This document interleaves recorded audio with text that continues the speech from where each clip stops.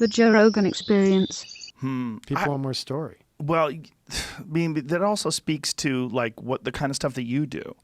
I mean, people like things that are crafted by artisans. Yeah. You know, I mean, I love that, man. Me That too. We're seeing that revival right in the last 10 years. Yes. It's just growing and growing and growing. It's so Well, great. I feel like as the world becomes more digital and people become more disconnected with each other, there's something about, like, when I drive your Bronco, first of all, I really like you. So I love the fact that I'm driving your truck. And then two, I feel like it's a piece of art. Yeah, I feel like it's a That's functional so how I look piece at of it. art. Highly functioning sculptures. I smile when I'm in it. Killer. It makes me feel different. When I'm in my Tesla, I'm like, this is a badass motherfucking piece of invention. But I know you're still in your own head. it's a piece of plastic. It's plastic and glass and metal, and it's beautiful. It's amazing. It's spectacular, innovative. But it will never be art. Are you in it? What do you have, an S? I have the P100D. Yeah. Have you ever sat in the back seat? No. Don't. Why?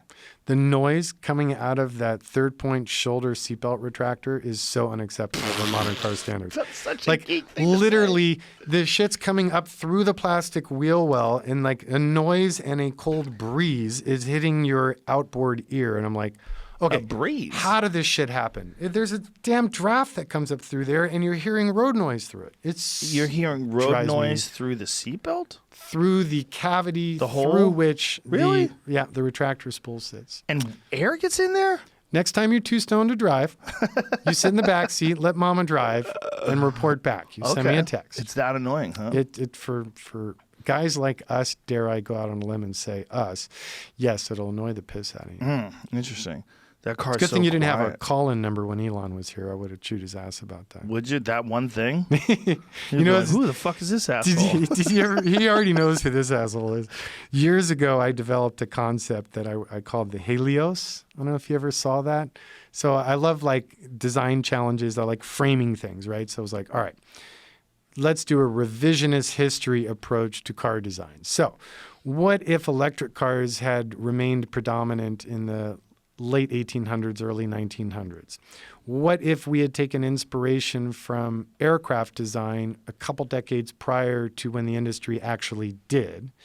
And then what if after he did the experimental plane, the H-2, I think it was, what if Howard Hughes had sat him down and like he couldn't get that last starlet to go out with him? It was right before he lost his mind completely. What if he, Buckminster Fuller, and Gordon Burig sat down and did a napkin sketch after too many martinis? What would that car look like? So that was my stupid pile of questions around which I framed my design. And I designed it to work on at the time, a P85 platform. And basically, I received a copy of a letter that's titled like Peanut Butter and Chocolate that was written by Elon's core engineering team, begging him to allow them to support me to do the build. And like since day one, like my launch was, I don't need your money. I'll go to the dealership. I'll buy the damn car. I need y'all's back-end support on the software because they're super shitty about any repurposed or I'm sure. Yeah. pride Teslas, and Elon never addressed it. It was like, oh, That gentleman right there with the glasses, the larger bobblehead, that's Rich Rebuilds, Rich Benoit. I know Great Rich. guy. We just did a speaking panel together in Texas recently. That's at a his EV major show. beef with Tesla. Yeah. He's bought a couple of them and pieced Yeah, them back together and they again. cock block them. Yeah, they cock block them left and right. They But- won't let them supercharge. Yeah. Sons But of bitches. about in the last 2 or 3 quarters, there have been major gains. Honestly, I think due to Rich and due to the community that rose up around him, that shit's been hacked now. Really? So, now people can open source hack the CAN data chain, and people are repurposing Tesla components. Like I use Tesla batteries, but I haven't been using their motors or planetaries or anything else because, again, what do I tell my client when the client needs an update or a part? You go to the dealer, they're like, what's your VIN? And you're screwed. You can't Come get anything. outside.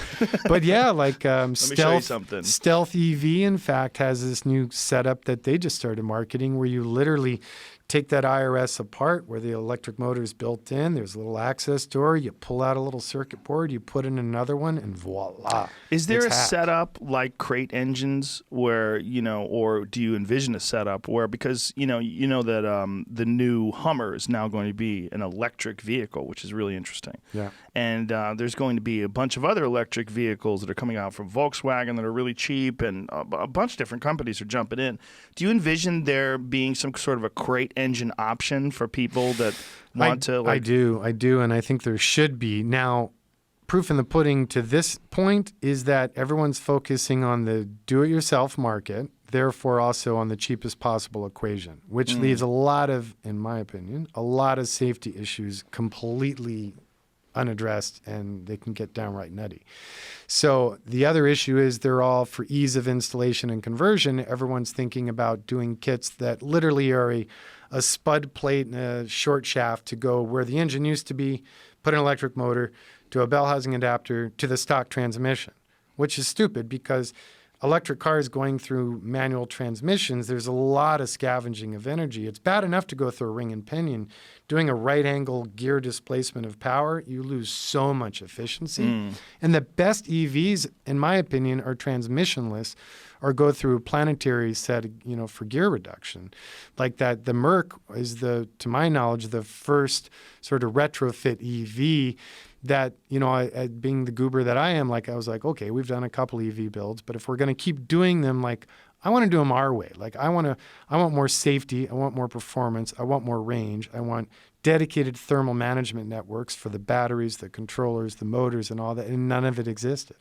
How long did that build take? Oh, God. Just a little bit over 4 years. Oh. And the scale of technology, shit's changing so quickly in the EV space that as we were building it, suppliers of key components came out with another generation that's infinitely better than the V1 or V3 I already had. So even before we could finish that car, we were backing up and updating and updating and updating, which really, if you put sort of a marketeer hat on, I'm so proud of the value retention in my vehicles. And I'm proud of our foundation of taking something that in essence, a lot of people would think is at the end of its already usable life cycle and upcycling it and breathing new life so it's good to go for decades again. But now with EV, stuff is moving so quickly that am I like making iPhones all of a sudden? So in 2 years, it's totally worthless because the tech is outdated.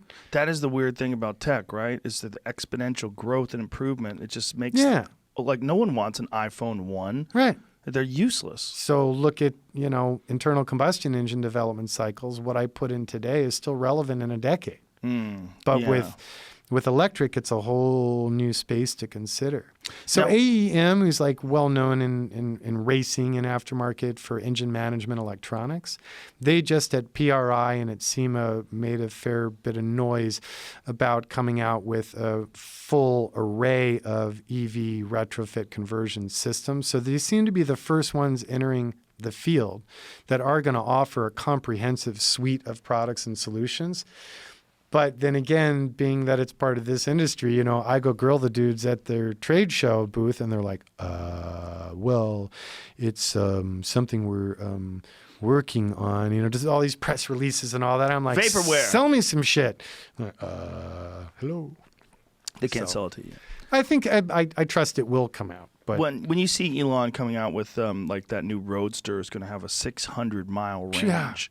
That is when things get really interesting. And Volkswagen claimed with that vehicle that you noted earlier that they were going to make the platform shareable and they were going to make it available to many different manufacturers, large and small.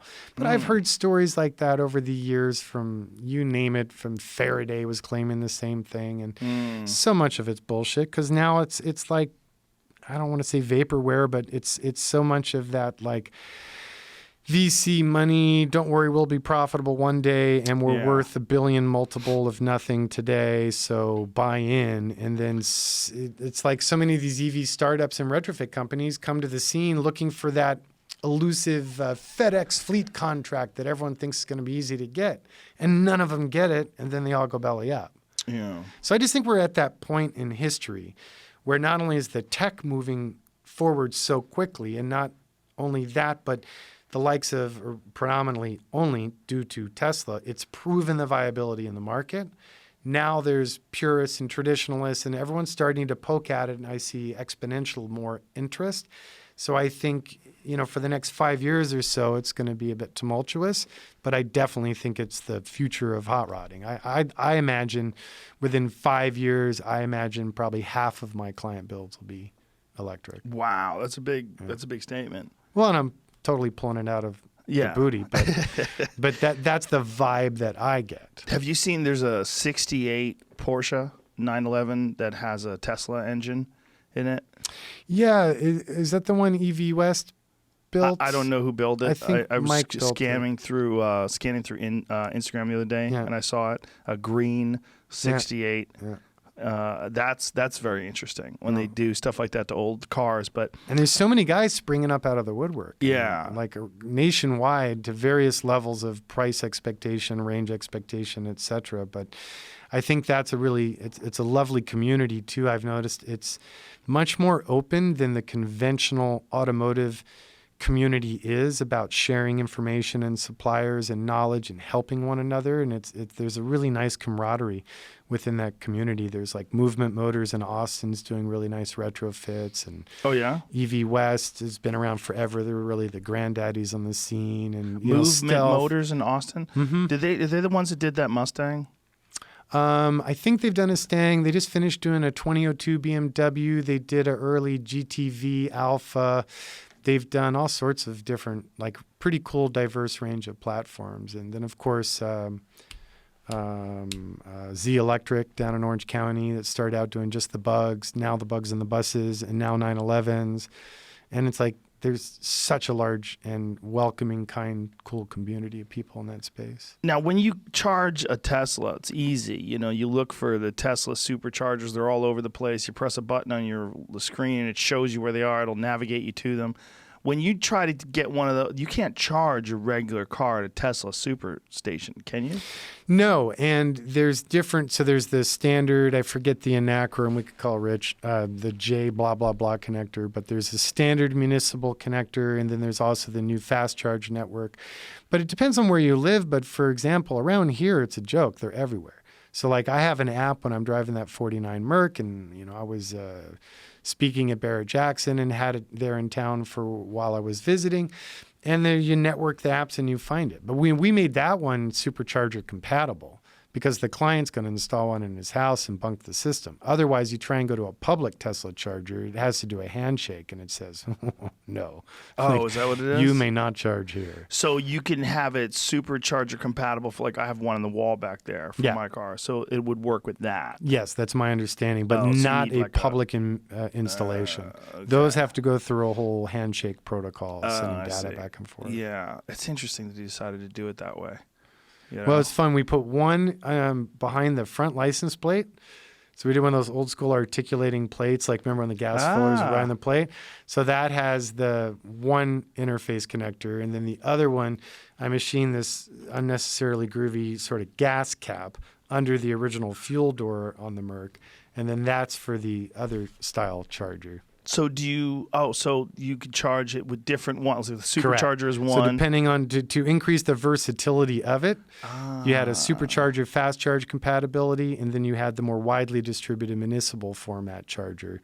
And then there's just two different pigtail adapters, so you can go either way with it. Do you anticipate upping the range on that thing? Do you think that someday you'll swap the batteries out? Definitely. I think the reality is any EV project I build, I have to, not only do I anticipate, but like I've lost many clients because I'll be super blunt about managing their expectations that, look, you're going to spend a lot of money to have me do this, and trust I will geek out and do the best of the state of the art that is available to us. But in a year, that might all be garbage. Yeah. So you have to understand, either you're cool with this moment in time and the range and the performance and it is what it is, or you're a tech geek like most guys that are engaging in that, and you're going to be hemorrhaging money then coming back every couple of years for us to upgrade and evolve as the sciences evolve. But, we build on submodular, even like your Bronco's submodularly built.